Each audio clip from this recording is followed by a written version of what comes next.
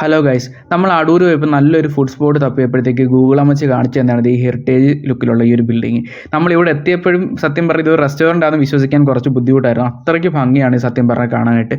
നമ്മൾ നേരെ കയറി ചെല്ലുമ്പോഴത്തേക്ക് നമ്മൾ എത്തുന്നതെന്ന് വെച്ചാൽ ഒരു വലിയൊരു ഹാളിലോട്ടാണ് നമ്മൾ എത്തുന്നത്. ഹാളിൻ്റെ നടുക്കായിട്ടൊരു നടുമുറ്റമൊക്കെ നല്ല രീതിയിൽ സെറ്റ് ചെയ്തിട്ടുണ്ട്.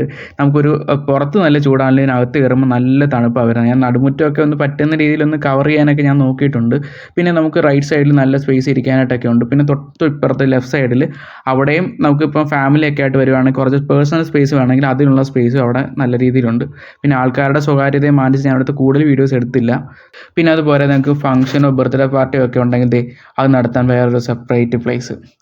ഞാനിതൊക്കെ ഇങ്ങനെ കണ്ട് ആസ്വദിച്ച് ഇങ്ങനെ നിൽക്കുമ്പോഴത്തേക്കാണ് നമുക്ക് ഫുഡ് ഓർഡർ ചെയ്തിരുന്നത്. ഞാനിങ്ങനെ പതുക്കെ ഇതൊക്കെ കണ്ട് ആസ്വദിച്ച് കഴിഞ്ഞാൽ അവിടെ ചിലപ്പോഴും ഫുഡ് വന്നില്ല. എന്നാൽ പിന്നെ അവിടെ എടുത്ത് വെച്ചേക്കുന്ന പാത്രത്തിൽ എന്തൊക്കെ സാധനങ്ങളാണ്, എന്തൊക്കെ സോസും എണ്ണയും ഉപ്പും കുറേ സാധനങ്ങളൊക്കെ ഉണ്ട്. ഞാനിതൊക്കെ എടുത്ത് നോക്കുന്ന കണ്ടിട്ട് എൻ്റെ കൂടെ വന്ന ആൾക്ക് ഒട്ടും പിടിച്ചില്ല. എന്നെ ഓരോന്നൊക്കെ പറഞ്ഞുകൊണ്ടവനിരുന്നു. പക്ഷേ ഞാൻ എന്തായാലും എൻ്റെ പരിപാടിയിൽ ഞാൻ കോൺസെൻട്രേറ്റ് ചെയ്ത് വീഡിയോസൊക്കെ ഞാൻ കണ്ടിന്യൂസ്ലി എടുത്തുകൊണ്ടിരുന്നു. അപ്പോഴത്തേക്ക് ഏതാണ്ട് നമ്മൾ ഓർഡർ ചെയ്ത ഫുഡ് അവിടെ കൊണ്ട് വെച്ചിട്ടുണ്ട്. അത്യാവശ്യം നല്ല ക്വാണ്ടിറ്റി ഉണ്ട്. ഇതിനകത്തിൽ ഫ്രൈ ചെയ്ത ചിക്കനുണ്ട്, അല്ലാത്ത ചിക്കനുണ്ട്, പിന്നെ അച്ചാറും സാലഡൊക്കെ നല്ല ക്വാണ്ടിറ്റിയിലുണ്ട്. ഒരു ഉരുള കഴിച്ചപ്പോൾ തന്നെ ഞാൻ അതിൻ്റെ ഫാന്, സത്യം പറഞ്ഞ ഇവിടുത്തെ ഫുഡിൻ്റെ ഫാനായിപ്പോയി. ഞാൻ ഈ റെസ്റ്റോറൻറ്റിൻ്റെ പേര് പറയാൻ വിട്ടുപോയി. ചെഫ് പ്ലാനറ്റ്, അടൂരുള്ള ചെഫ് പ്ലാനറ്റ് എന്ന റെസ്റ്റോറൻ്റാണിത് കേട്ടോ. പിന്നെ ഒരു അടിപൊളി ലൈം ജ്യൂസ് എന്ന് തന്നെ പറയാം.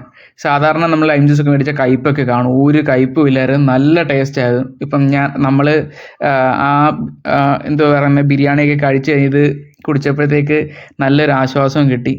പിന്നെ പെതുക്കെ ഇതൊക്കെ കഴിച്ചെല്ലാം കഴിഞ്ഞിട്ട് അവിടെ ഫ്രീ ആയിട്ടൊരു ബൈബിൾ കിട്ടുമെന്നൊക്കെ അവിടെ എഴുതി വെച്ചേക്കുന്നത് കണ്ടു. അതിൽ നിന്നൊരു മലയാളത്തിൽ എഴുതി വയ്ക്കുന്ന ബൈബിൾ എടുത്തുകൊണ്ട് ബില്ലൊക്കെ കൊടുത്ത് ഞാൻ പെതുക്കെ അവിടെ നിന്ന് സ്ഥലം വിട്ടു.